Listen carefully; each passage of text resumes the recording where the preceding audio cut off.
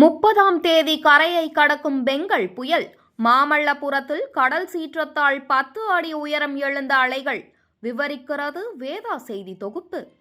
மாமல்லபுரம் முதல் புதிய கல்பாக்கம் கடற்கரை பகுதி வரை உள்ள மீனவ குப்பங்களில் 2500க்கும் மேற்பட்ட மீனவ குடும்பங்கள் வசித்து வருகின்றனர்.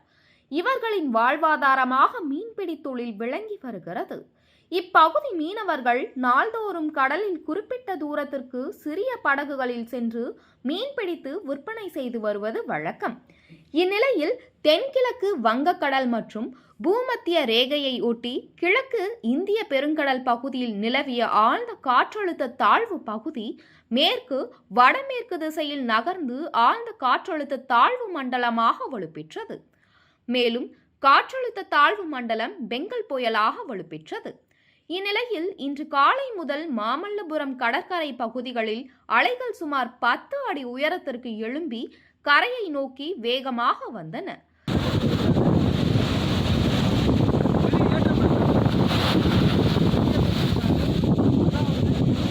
இதனால் கரை பகுதியை தாண்டி பல மீட்டர் தூரத்திற்கு கடல் முன்னோக்கி வந்தது. அங்குள்ள கடற்கரை உணவகங்களை வேகமாக தாக்கியது. மேலும் 10 அடி உயரத்திற்கு கடல் அலைகளின் சீற்றத்தால் மண் அரிப்பு ஏற்பட்டுள்ளது. கடலுக்குள் அலைகளின் சீற்றம் அதிகரித்ததால் மாமல்லபுரம் உட்பட சுற்றுவட்டார மீனவ குப்பங்களில் பல அடி தூரத்திற்கு கடல் முன்னோக்கி வந்ததால் அப்பகுதி மீனவர்கள் அச்சமடைந்தனர். இதனால் தங்களின் படகு மற்றும் மீன்பிடி வலைகளை பாதுகாப்பான இடத்திற்கு எடுத்து சென்றனர். தற்போது மாமல்லபுரத்தில் மழை விட்டு விட்டு பெய்து வருவதால் சுற்றுலா பயணிகளின் வருகை கணிசமாக குறைந்துள்ளதால் வெறிச்சோடி காணப்பட்டது.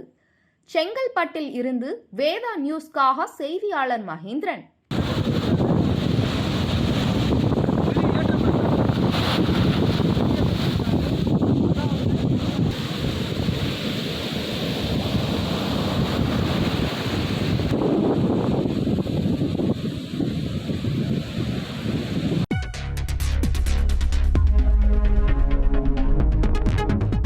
செய்திகளை உடனுக்குடன் தெரிந்து கொள்ள வேதா நியூஸ் டைம் சேனலை சப்ஸ்கிரைப் பண்ணுங்க.